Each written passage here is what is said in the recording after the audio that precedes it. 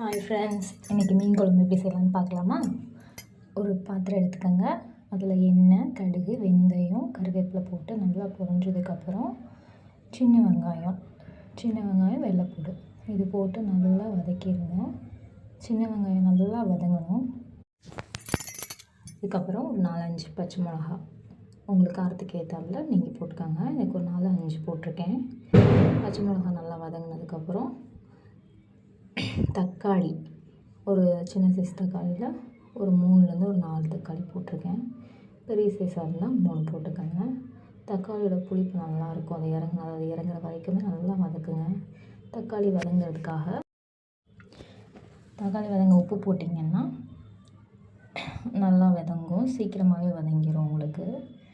தக்காளி வதங்கினதுக்கப்புறமா மஞ்சள்தூள், மிளகாய்த்தூள், கொஞ்சமாக மிளகாய்த்தூள் அந்த கொஞ்சம் ரெட்டிஷாக இருக்கிறதுக்காக தான் கொஞ்சமாக போடுறோம்.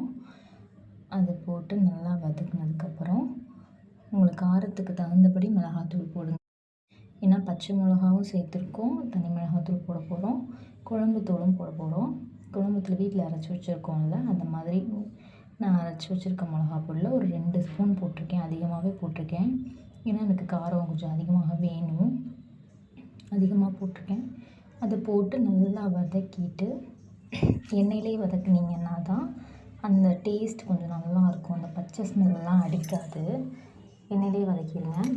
நல்லா வதங்கினதுக்கப்புறமா ஒரு பெரிய லெமன் சைஸ் புளி ஊற வச்சு கரைச்சி வச்சுருக்கேன். அந்த புளி தண்ணியை இதில் ஆட் பண்ணிடுங்க. அதை ஆட் பண்ணதுக்கப்புறமா நல்லா கிளறி விட்டுக்கிட்டு அந்த மசாலாலாம் அந்த புளியோட அப்படியே மர்ஜ் ஆகிற அளவுக்கு நல்லா வதக்கி விட்டுட்டு உங்களுக்கு எவ்வளோ தண்ணி வேணுமோ அந்த அளவுக்கு கொஞ்சமாக தண்ணி சேர்த்துக்குங்க. குழம்புக்கு தகுந்தபடி நான் ஒரு டம்ளர் அளவு தண்ணி சேர்த்துருக்கேன். தண்ணி சேர்த்ததுக்கப்புறம் நல்லா கொதி வரணும். இந்த பச்சை ஸ்மெல், மசாலாவோட ஸ்மெல்லு எல்லாமே நல்லா கரைஞ்சி போகிற அளவுக்கு நல்லா கொதி வந்ததுக்கப்புறமா நான் மத்தி மீன் எடுத்திருக்கேன். நீங்கள் உங்களுக்கு என்ன தேவையான மீன் இருக்கோ அதை எடுத்துக்கோங்க. மத்தி மீன் ஒரு 1/2 kg அளவு நான் எடுத்திருக்கேன். அந்த மத்தி மீன் அப்படியே உள்ளே ஆட் பண்ணிவிட்டு, மத்தி மீன் எப்போதுமே ஒரு 5 நிமிஷத்துக்கு மேலே கொதிக்கக்கூடாது.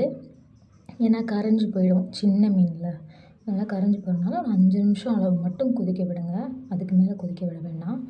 நல்லா கொதித்து எண்ணெய் பிரிஞ்சு நல்லா இந்த மாதிரி ஸ்டேஜில் வரும்போது நல்லா நீங்கள் அடுப்பை ஆஃப் பண்ணிக்கலாம். நல்லா எண்ணெய் நல்லா பிரிஞ்சு வரணும். அப்போ தான் டேஸ்ட் நல்லாயிருக்கும்.